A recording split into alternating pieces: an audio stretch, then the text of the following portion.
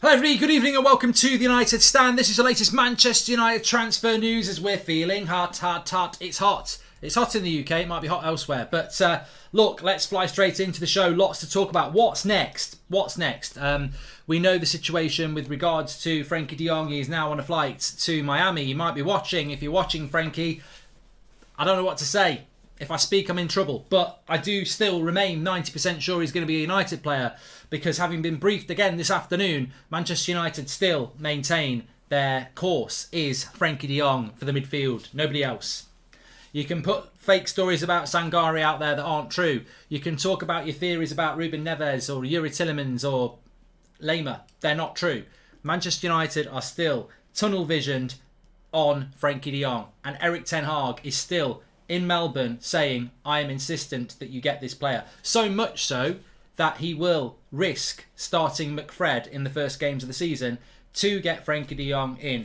And I suppose the stance of de Jong there, the stance of Erik ten Hag there is one sunny day doesn't make a summer.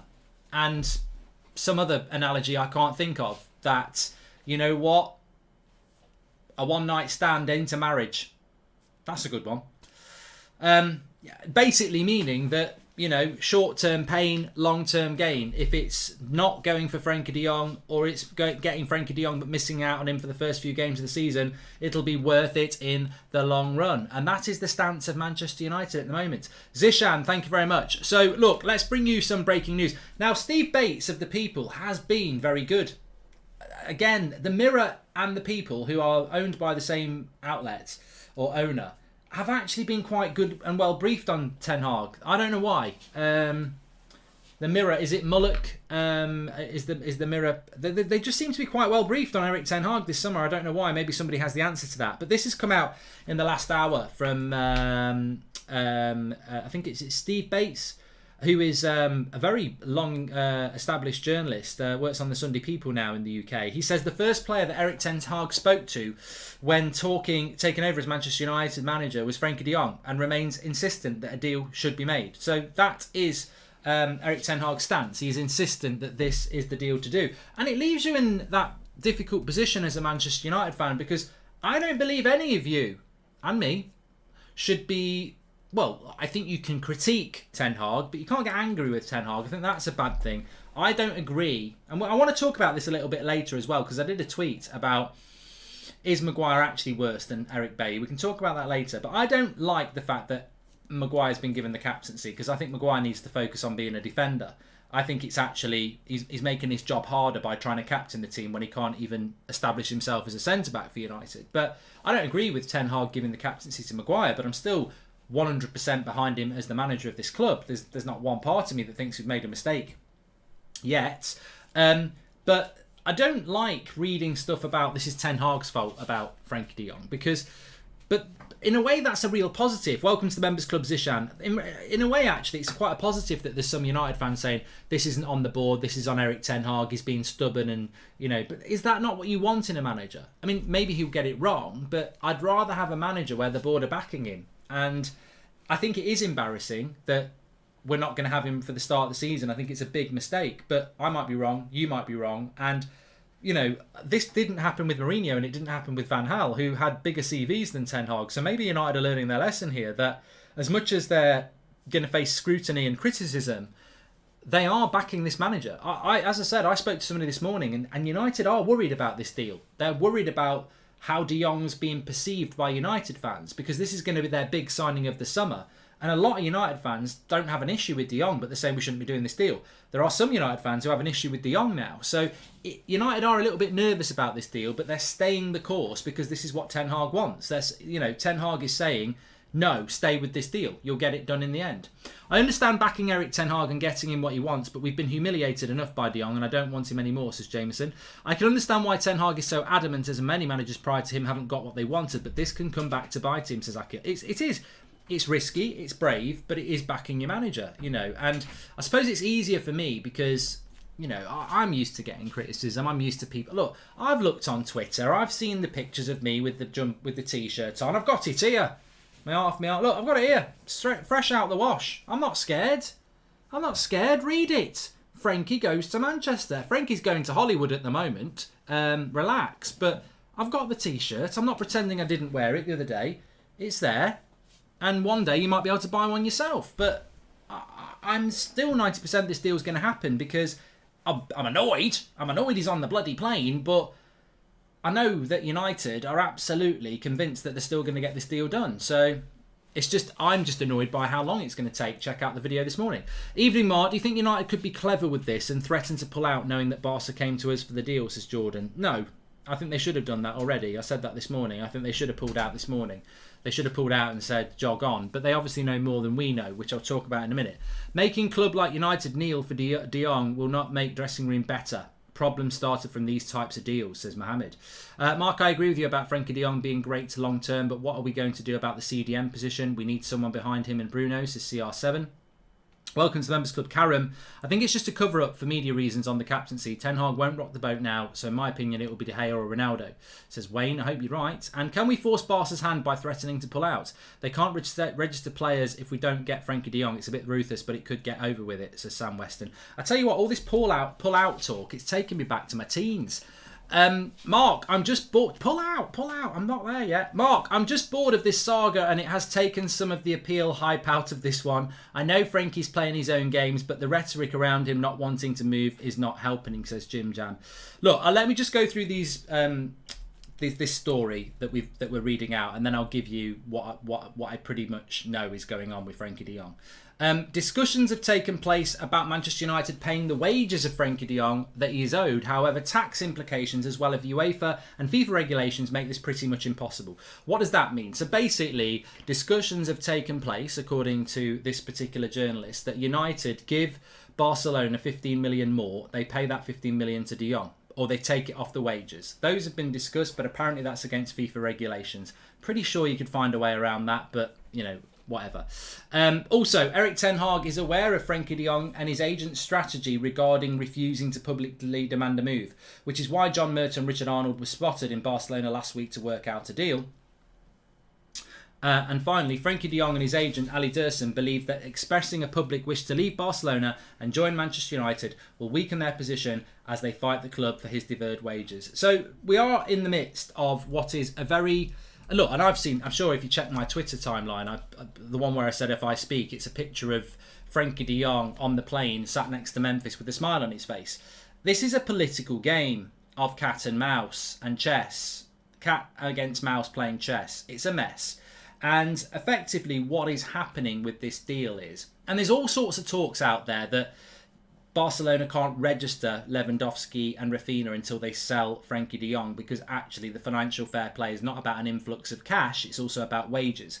I'm not bothered about any of that. I'm not bothered about their financial levers anymore. I'm not bothered about whether they can register players anymore, because the truth of the matter is this. I think people get locked in, and even I fell into this trap. They get locked into financial levers and all this bollocks, right? The truth of the matter is, this is the fact. This is the story, and I've been told it by about 4 or 5 people that I trust. Very, very, very good people. Some of them close to both situations. The situation is this. Barcelona contacted Manchester United in late April, early May to say Frenkie de Jong is available. Ten Hag was aware of this and said to Manchester United, I want Frenkie de Jong. I've spoken to Frenkie de Jong. Manchester United and Barcelona started those negotiations in May. And there was a belief that the deal could be done right at the start of the summer. Right at the start of the transfer window. Then what happened is Barcelona realised they could start raising money, and they focused on that. And they basically said to United, wait, we will do the deal with you, but we've got other things to work on at the moment. We've got players that we want to sign that might be going to other clubs. We haven't got time to sort this deal out, but we will do. No one's back in pre-season training till July. Just wait. So United waited. We then got to the back arse of June, and United agreed a fee with Barcelona. Then what happened is Frenkie de Jong returned to Barcelona, and an issue arose that everyone knew was going to arise, which was that the fact that Frenkie de Jong is owed wages and he's going to be on big wages this season. Barcelona want to sell him, and Frenkie de Jong knows this, but Barcelona don't really want to pay him what he's owed, and Frenkie de Jong wants it. So Frenkie de Jong is in a position where he can't be sold against his will, and he won't be sold without the money he's owed.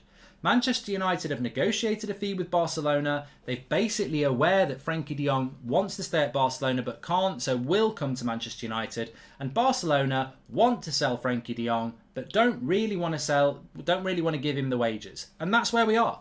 And that is why Frankie de Jong is on the plane. And that is why United are very relaxed. And that is why we're not relaxed. And that is why Barcelona are carrying on doing what they're doing. Barcelona expect to sell Frankie de Jong. Manchester United expect to buy Frankie de Jong. And Frankie de Jong expects to go to Manchester United, would like to go to stay at Barcelona, but wants his money before he goes.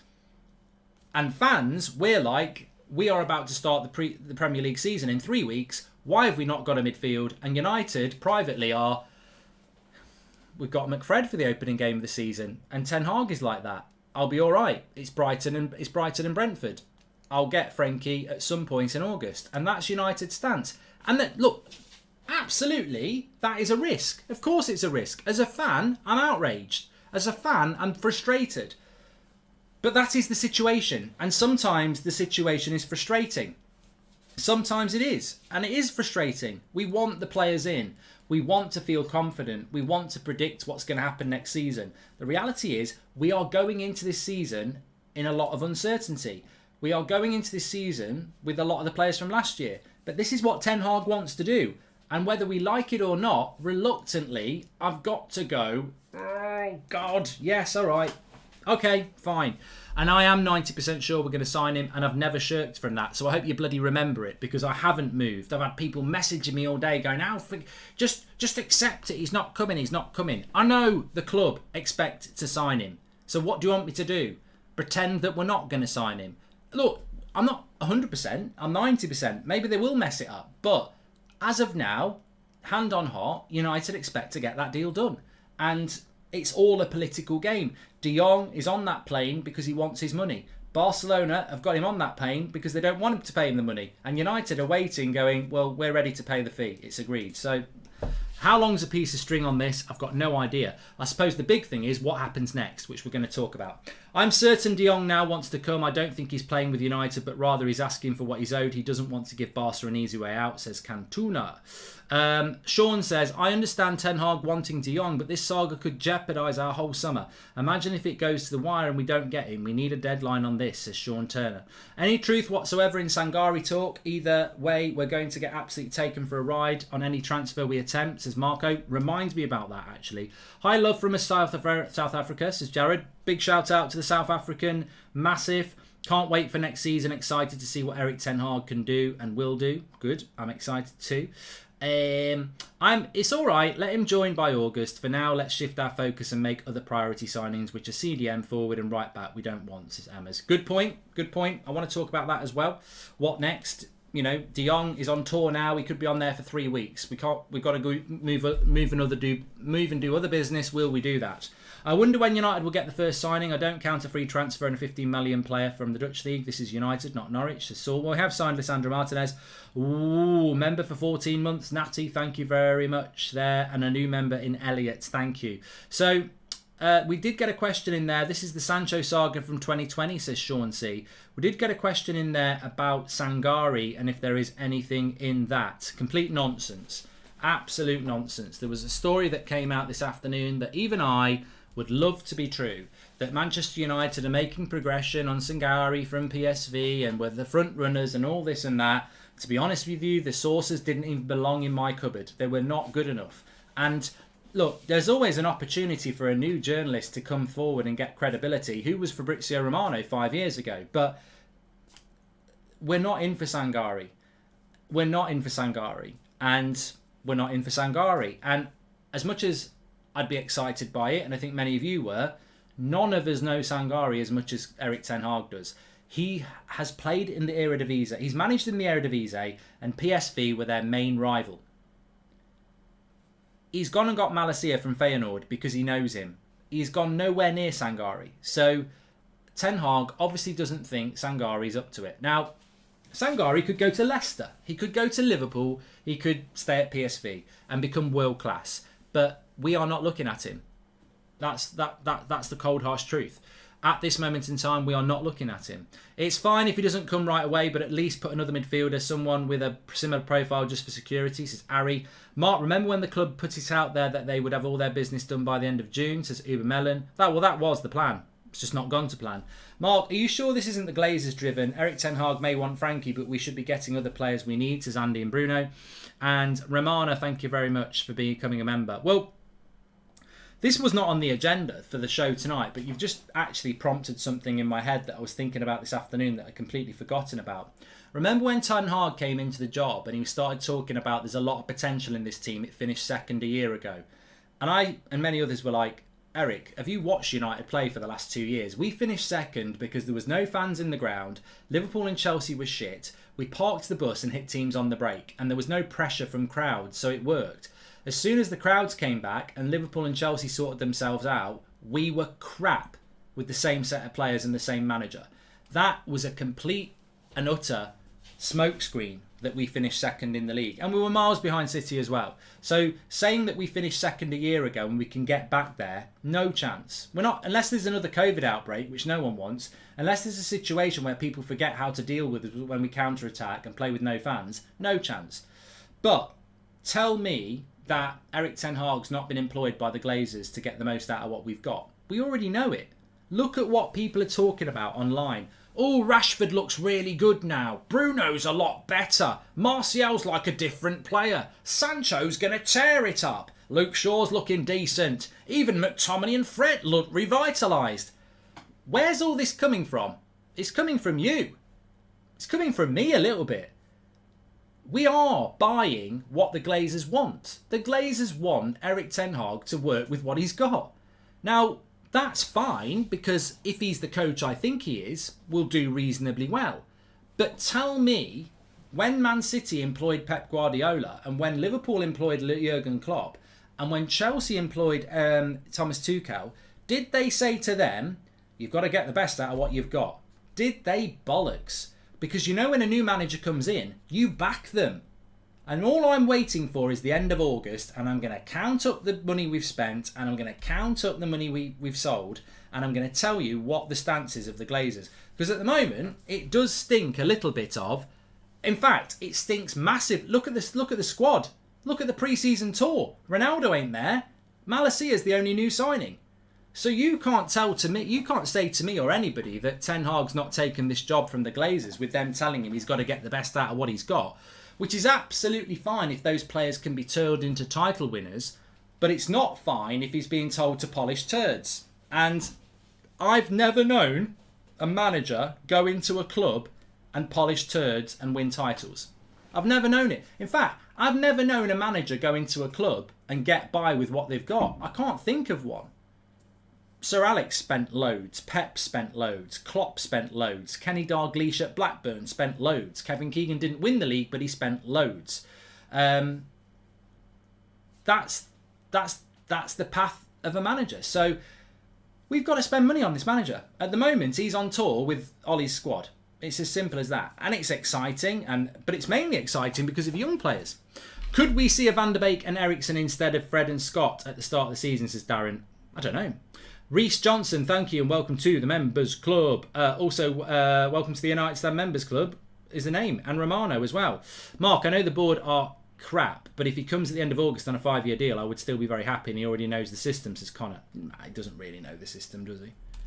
He doesn't really know the system. The system is the system, isn't it? Look, I can work for HSBC and no banking, but if I go to TSB, if they still exist, or Deutsche Bank or whatever, it's a different set of people I'm working with. You can know a system, but it's the players. Jorel, welcome. Thank you for member 3 months. And Kevin De Bruyne, is there any remaining player from the squad Pep Guardiola inherited at Man City in 2015? We gave old players to new managers, says Dazzo. Mark, United need to make a marquee signing. Do you think Frankie de Jong would be it, or would Anthony be a more serious statement to the rivals? Well, no, Frankie de Jong, Romano will be the statement signing. I mean, you could argue, though, on spends, I don't know whether you're aware of this, Mike Verwey at Ajax has come out and said that the fee for Lisandro Martinez is actually 65 million. It's 55 million plus 10 in add-ons. I tell you what, Ajax have absolutely come out on top here. Look, Lisandro Martinez could end up being a player that is worth 75 million. There's a lot of people that say he will go on to be one of the world's best centre-backs. But 55 million euros is 46 million quid. 65 million is over 50, is nearly 55 million quid. There is absolutely no way an Eredivisie centre-back, no matter how good they are, is worth 55 million quid. And Ajax have done us, and they've done us well because we've not prepared well for this summer transfer window.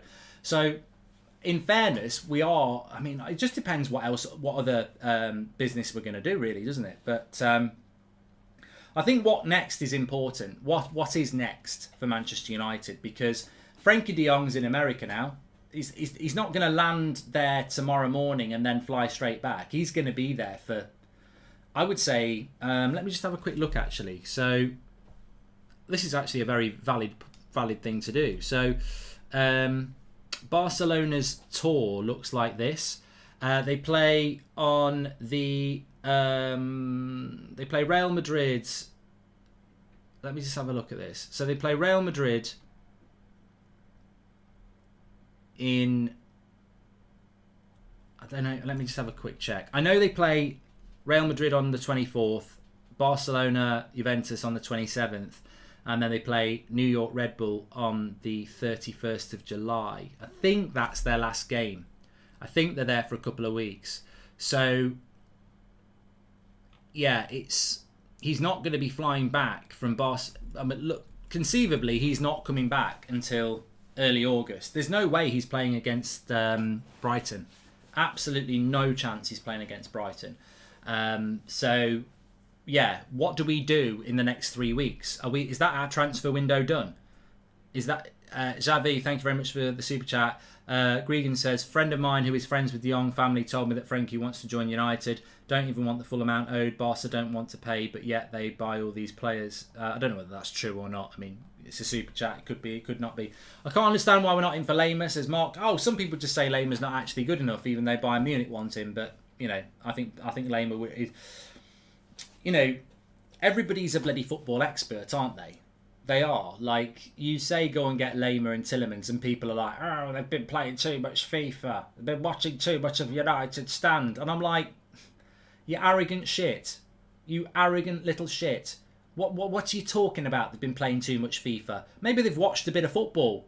You know, you're not the only one with a subscription to Premier League football and German football. Maybe they've watched football and they've realised what every bloody knows, that Tillemans and Lema are way better than Fred and McTominay. Maybe that's why they're saying go in and getting them. Because to be honest with you, the bar is pretty bloody low. There's not many midfielders in the Premier League and the Bundesliga I'd say, no, we're better off not buying them. I mean, the bar is bloody low in our midfield, and even if you rate Fred and McTominay, which, you know, I think as bench players they're fine, we still need 4 or 5 midfielders anyway. Hi Mark, Ronaldo leaves, our only option is Dybala. Any news, says Kim. There's no news on Dybala, and he's not our only option either. So, what's going to happen next over the next 3 weeks? We've bought Lisandro Martinez, official announcement anytime between now and Monday lunchtime. We've got Eriksen, and we've got Malacia. Will we now do anything else, or is it going to go very quiet waiting on Frenkie de Jong? I don't know. I honestly don't know. There are some people saying that we're now going to move for a right back. There is absolutely nobody saying that we're going to move for Anthony. I've got to say, the Anthony situation is baffling. This is a perfect signing for us. He knows Ten Hag. Ten Hag knows him. We need a left-footed winger off the right-hand side. We're really short up front. We've got no fucking options. We've got Martial, Rashford, Sancho at the moment. Alanga, I don't think's ready. It's great to give him game time, but I don't think he's ready. That, you know, if Sancho pulls his hamstring and is out for 6 weeks, would you trust Alanga to play every single week? I don't think he's ready for that. I think he's a young player that is there to be part of the squad, but not play every week. So we've got Sancho, Martial and Rashford at the moment. Who knows what's happening with Ronaldo? We desperately need a senior winger. We've got nobody. So Anthony should be right at the top of the queue. But you know what worries me about Anthony is Ajax have absolutely bent us over with Lisandro Martinez. We should have paid no more than 40 million quid for Lisandro Martinez. I think 35. We've ended up paying 55 with the add-ons. God knows what they want for Anthony. I mean, I think I'm still... I don't even know what to think about Anthony. I don't even know what to think about transfers with United anymore. I'm just absolutely stunned about how bad this summer window's gone. But I don't see how we can sign Anthony now. I hope we're going to sign Anthony. I know Ten Hag wants him. I know he wants to come to us. I know he's on the list, high priority. But if they've got 65 million euros out of us for Anthony, for Lisandro Martinez, God knows what they're going to want for Anthony. It's probably 100. Well, we just haven't got that money, and we shouldn't spend 100 million pounds on him either. So I don't know. I just don't know what we're going to do next. Right back, look, Dumfries at Inter is the player we want. We've sold nobody as well. I mean, look, we've not even raised any money. We're failing at both ends. We've not probably got the budget we would like, and we haven't raised any bloody money either. Like, I think, sadly, I'm going to be very surprised if we do any business before Frankie de Jong in 2 or 3 weeks. I can't see what we're going to do. We need to desperately sell players. We need to desperately buy players. But I think, it's not criminal. That's not the right word. But it's shambolic that I think we're going to be doing our business when the season starts. I think in August we're going to be selling players and buying players, which is... This is not the season to be buying and selling players in August, because there's no bloody international break in September. Like, we start the season on August the 6th. The next international break is bloody end of September. We're playing every week in the Premier League until the end of September. You can't even just get through 3 or 4 games and then go, oh, I've got 2 weeks off now. We haven't. If this goes wrong, it's going to go really wrong. So I don't know what we're going to do over the next couple of weeks. There's rumours flying around that we're going to go and get a right back now. But to be fair, I have always said, I think we've got a buyer for Wan-Bissaka. And the fact that this was said by me even before the game yesterday, where Wan-Bissaka didn't even play, I believe we've got a buyer for Wan-Bissaka. I don't know who it is, but from stuff I've been told, I think we've got a buyer for Wan-Bissaka. Not alone, I think we've got a buyer. So if he goes, I think we'll go for a right back. But if United want to play the long game on de Jong, they should at least make public moves towards other midfielders and pressure Barcelona, says Omka. Well, I'm glad you've said that, actually, because I want to dive back into the midfield. Let me just have a sip of water.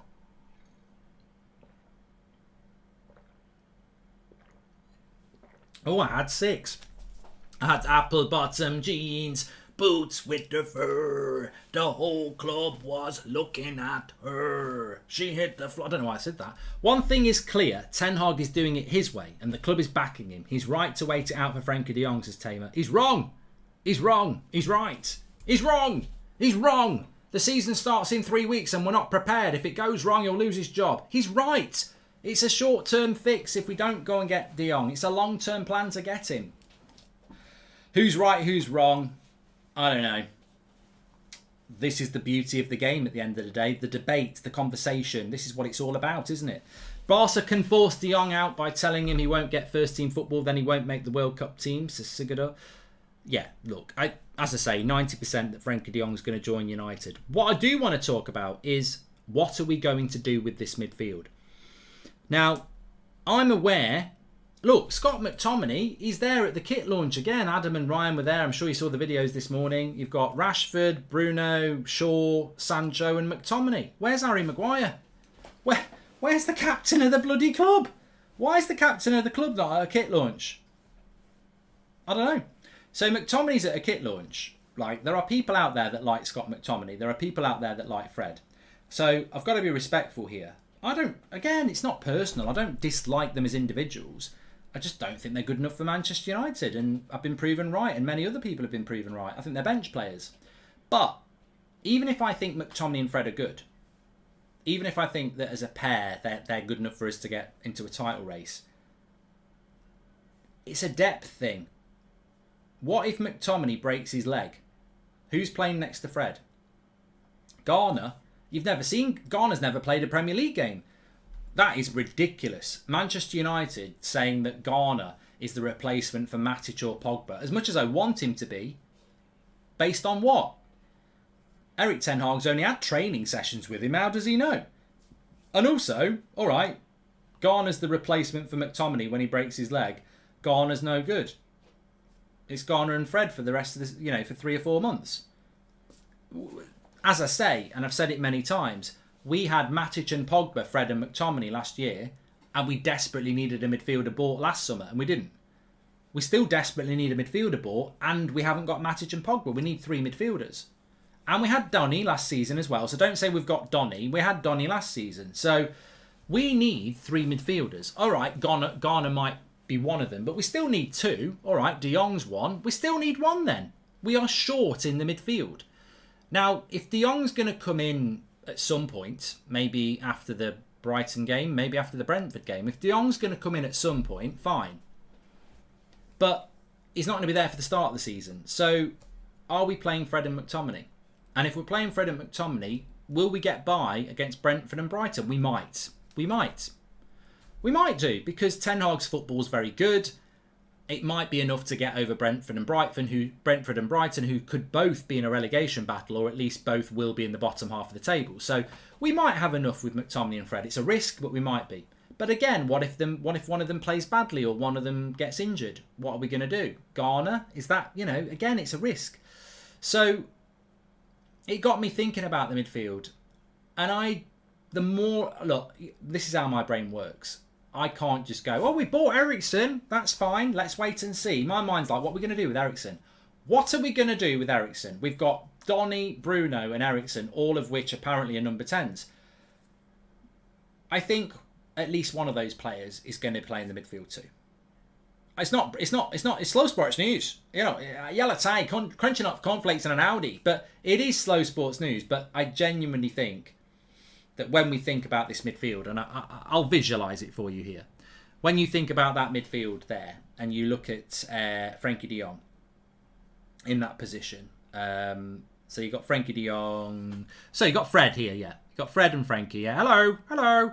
You got Fred and Frankie in that position at the moment, yeah. I personally think that whilst a lot of people think that we're going to put Bruno on, you could put Bruno on the right, but I actually think Eriksen might drop in here. Or here. I actually think that logically, when you think about it, as much as we're saying we haven't got any midfielders, I think you're going to find that Eriksen or Bruno is actually dropping deeper into the midfield. I think we're probably going to see something we've never seen before. And I don't blame us for it. Going into the season with McFred is wrong. We had Norwich's midfield running rings round us last season, says Cotton. We've not replaced Ander Herrera from 4 years ago. Never mind Matic and Pogba. You know what, Julian? We could actually buy Ander Herrera. He's not going on tour with PSG and he's available. We could actually bring him back. We won't do, but we could do. But I do think that we might, and I might be completely wrong about this, but I have a theory, and it's one that actually makes me feel a little bit more positive. When we think about Man United over the last 5 years, even under Mourinho, we think of this back four with one holding midfielder, one box-to-box and one attacking midfielder. The typical example would be Matic holding the midfielder, Pogba box-to-box and Bruno as the attacking midfielder, right? We're not playing like that anymore. We're going to play with a high line, centre-backs, who occasionally are even pushing beyond the centre circle, the actual circle in the opponent's half. If they're doing that, you're not playing with a holding midfielder anyway. So if they're doing that, your midfield two are even further forward. So could you conceivably play Eriksen and Fred, or Eriksen and McTominay before you get De Jong? That's what I'm thinking. I'm thinking, is that the plan for Brentford and Brighton? Until we get De Jong, maybe we're going to play Eriksen and McTominay, or Eriksen and Fred, or Fred and Bruno. Maybe we're going to do that. Maybe we're not going to play McFred. Maybe that's not the plan. I don't know. Maybe he's got something up his sleeve that we're not aware about. Maybe we're thinking, well, it's going to be McFred because there's nobody else, and maybe Ten Hag's going, well, it's not going to be McFred because I'm going to play Eriksen in the midfield too. Maybe he's going to play Bruno in the midfield too. I don't know where the defensive discipline comes from with that, but maybe we're not looking at defensive discipline.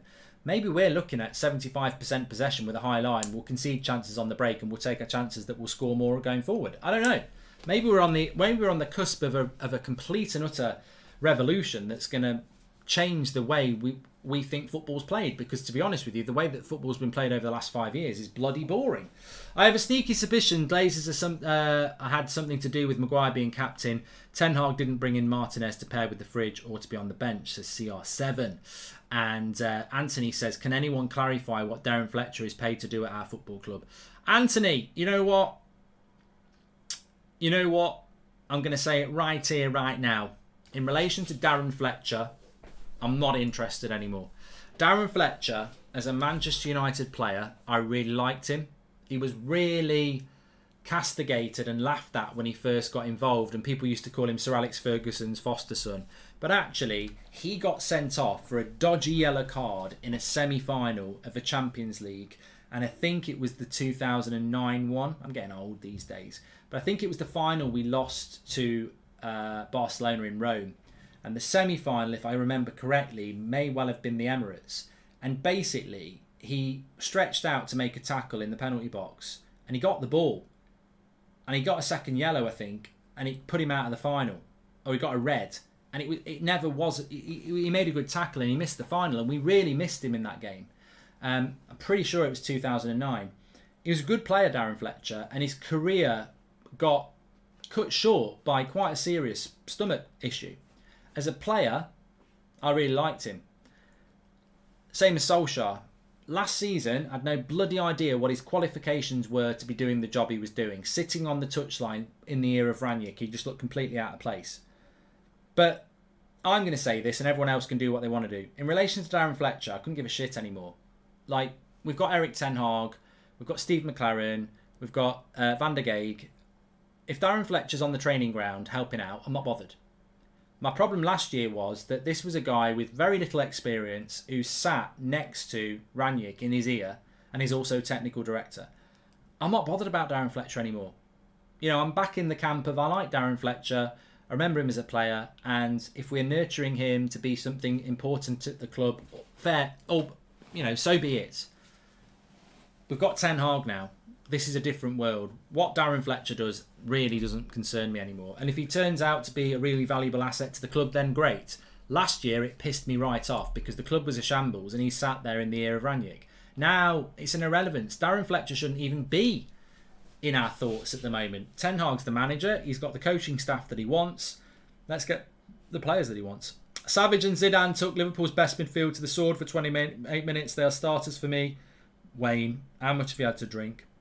And look, I like Zidane and Charlie, and I think they've got really big futures ahead of them with fantastic heads on their shoulders, and I hope to God that they keep that grounded enthusiasm, personality on their shoulders, because footballers need to change. Like, footballers, they're arrogant, they're up their own arse, they're not in the real world. And listening to those two lads, you know, the enthusiasm, the thirst to be a Man United player, you know, the ability to communicate with the fan base is fantastic. I hope that's the vision of the new footballer, because the vision of the last 10 years, especially at United, has been a shit show. So, look, I really want them to succeed, and every other youth player that is pretty much in the same mould. There's so many young lads that are like Charlie Savage and like Zidane Iqbal. They've got their heads screwed on, they're grounded, they want to be United players, they're not, you know, eyes off the ball because they're going to get this car or that car, you know, or this brand or that brand.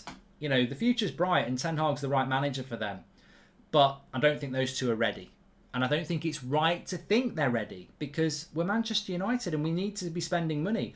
Playing Charlie Savage and Zidane Iqbal in the midfield in the Premier League next year would be absolutely unfair on them. They're young players that need to be nurtured. And also, it would be back in the Glazers because they don't have to bloody spend any money. Rice, Ndidi, Douglas Luiz, Soucek, Ruben Neves, or even Kante, all of them are an upgrade to McFred. Gunners forever. There's a bigger list. There's a bigger list than that. Romu, Ward-Prowse, who plays in the midfield for Norwich. You know, there's McTominay and Fred individually. I think they have attributes. Collectively, they're a symbol of failure. Do players know we have a nickname of McFred and Magaluf, says Salah Ahmed. McFred is pretty well known. McFred is well known. Maguire in a probable back three with a high line, disaster, says Mojo. I don't think we'll play a back three. I'm not aware maybe the chat can tell me. I'm not aware of Erik Ten Hag ever playing a back three. I don't think he's ever done that, so I don't think we're going to do that. I mean, the problem with Erik Ten Hag playing a back three is that in a Ten Hag system, I know there's only 10 players there, but I purposely don't put Ronaldo in at the moment. So pretend Ronaldo's at the figurehead.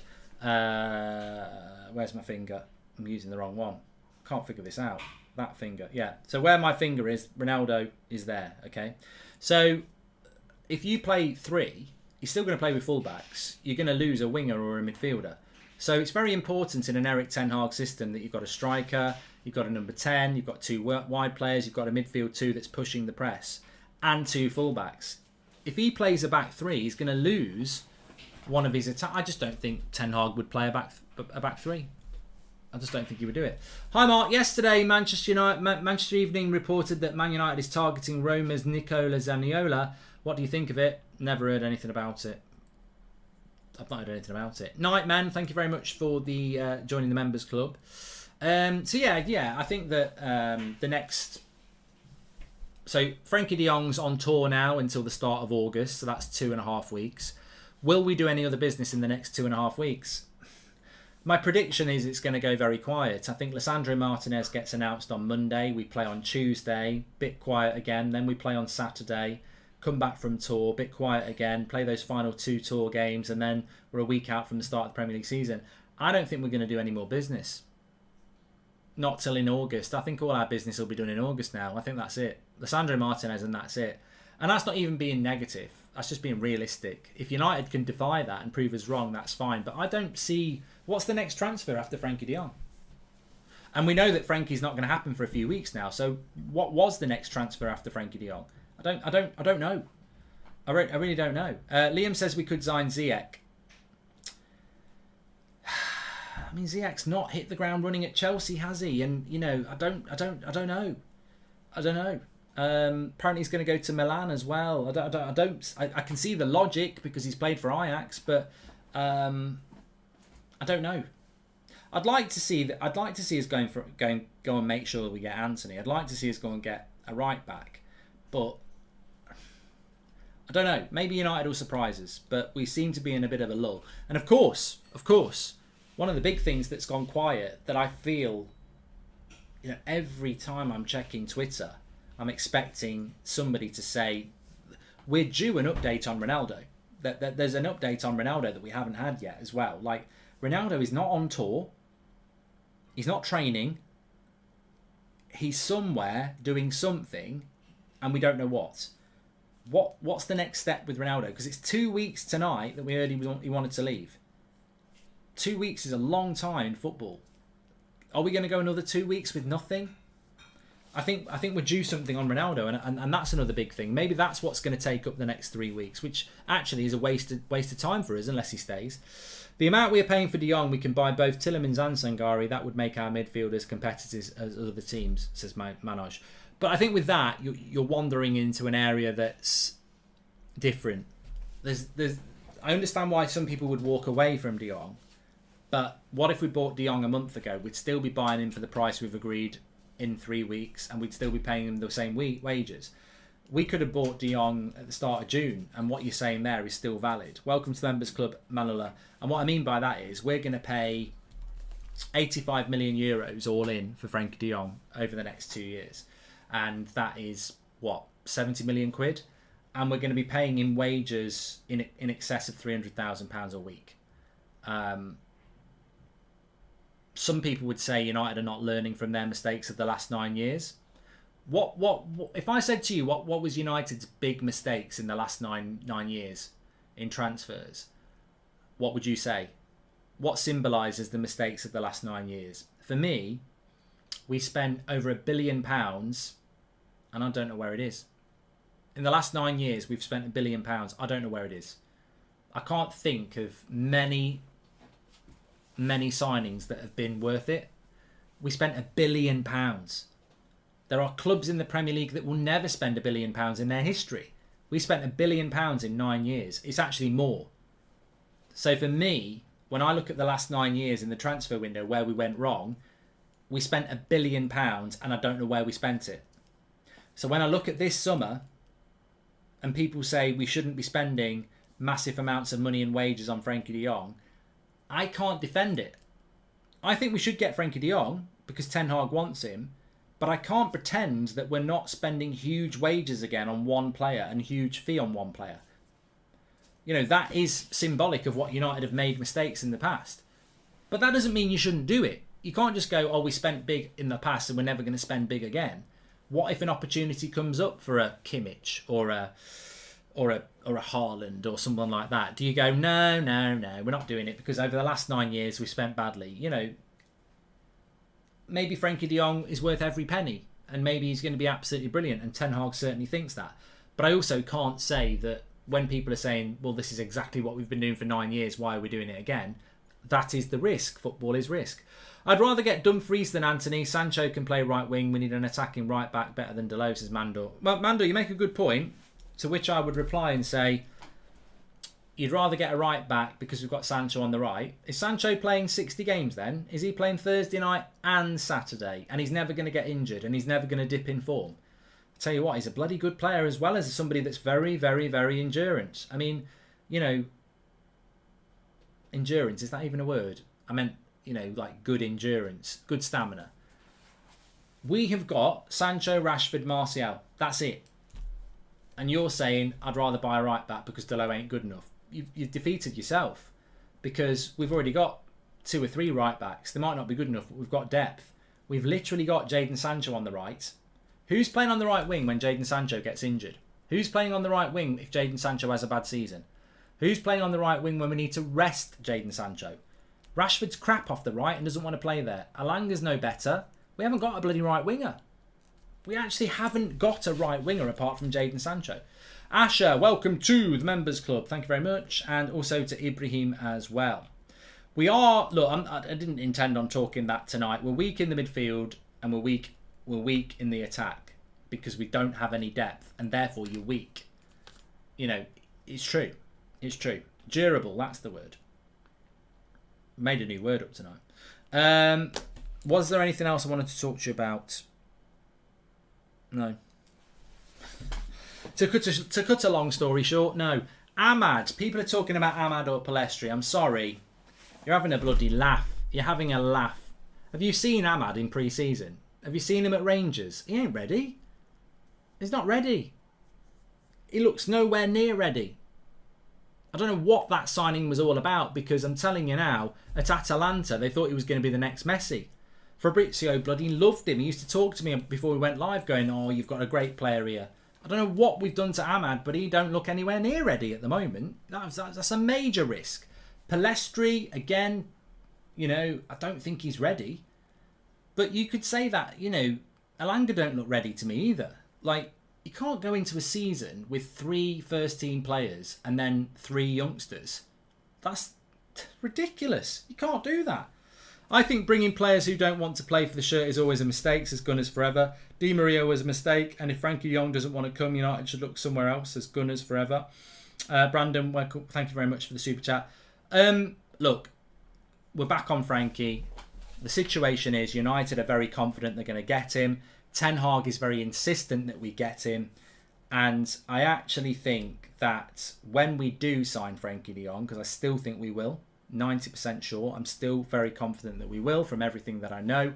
When we do sign Frankie de Jong, I think there's going to have to be a public barrage of manipulation to get many of you back on side. And I think what you'll get in the first interview from Frankie is, I want to be at this club. I've always wanted to be at this club. I'll predict this right now. He will say, when he signs, I've always wanted to play for this club. And you'll be convinced. Whether it's the truth or not, it doesn't matter. He will be committed to this club. Because it cannot be you sign for United and all summer we've been told you don't want to come. So that, I wouldn't worry about that too much. Let's get him signed before you start worrying about that. Our transfer market is hanging on Ronaldo and Frankie de Jong, 2 players with who no other club want. We need to ask ourselves, is it worth it? Says Jonathan. Jonathan, you also need to ask yourself, what's the alternative? I mean, what the hell? Why are we even in? I would say, why are we even in the sentence of Ronaldo and de Jong? What right have we got to be going for 2 players? All right, Bayern Munich might not want them, Chelsea might not want them, but they're good clubs in the Champions League. We're in the bloody Europa League. Beggars can't be choosers. I mean, I'm sorry, I'm not sat here going, oh, why are we getting De Jong and Ronaldo? No one else wants them. Bloody come. Quick. We're crap. Come here. Like, we're nothing. We're nothing. On the world stage at the moment, we are nothing. We're a speck. We're nothing. We're a name. We're Manchester United in name. Everyone knows who we are because of our name. Our team is a shambles. We can't... Look, whether anybody else wants them or not, that could be to our benefit. Because how often do you get one of the world's best midfielders who's 25 and one of the best world strikers in Ronaldo? Like, we've got no right to get those sort of players. So, look, I get what you mean because my standards are up there as well. But the club is not where it needs to be at the moment. So, I'd bloody grab them while we can, if we can. Sangari rumour, nothing in it. Asher, spoke about it already. I forgot about De Jong and go for other targets, taking too much time, says Corey. And watching from the start, this mate takes me back to my teens. Pull out, says Harry Palmer. Oh, I forgot I'd said that. Anyway, look, we'll be back in the morning. It's almost like I'm thinking whether I'll be back in the morning. No, I won't be back in the morning. Fuck it, I've had enough. I'm out. United stand stops here. I won't be back in the morning. I'm fed up. I'm not doing any more shows. That's it. No, I will be back in the morning. And yeah, we're playing on Tuesday morning. Look, I hope I'm going to be wrong, but I get the feeling that that's it for United now. I think we're going to have to wait a while because we've Frankie's on a flight to America, so we're not signing him anytime soon. Official announcement from Lisandro Martinez, of course. I hope we're going to go and do some other business now. Like, if Frankie's in America, then it gives you a chance to work on other deals. This is the test now, isn't it? How much money have we got to spend? Because I think the budget might be gone, but we'll have to wait and see. Thanks everyone for watching. Legends on a Saturday night. Take care. Kaleidoscope View, thank you for becoming a member. Yep, Legends and the chat as ever, whether you're watching live or not. Really enjoyed it. And yeah, certainly calmer than I was this morning. I had to go for a big walk this morning, didn't I? But thanks everyone for watching. Take care. Make sure you subscribe and smash a like. We don't get Love Island on a Saturday night. I don't know why I know that. I'm off to watch a film. Take care.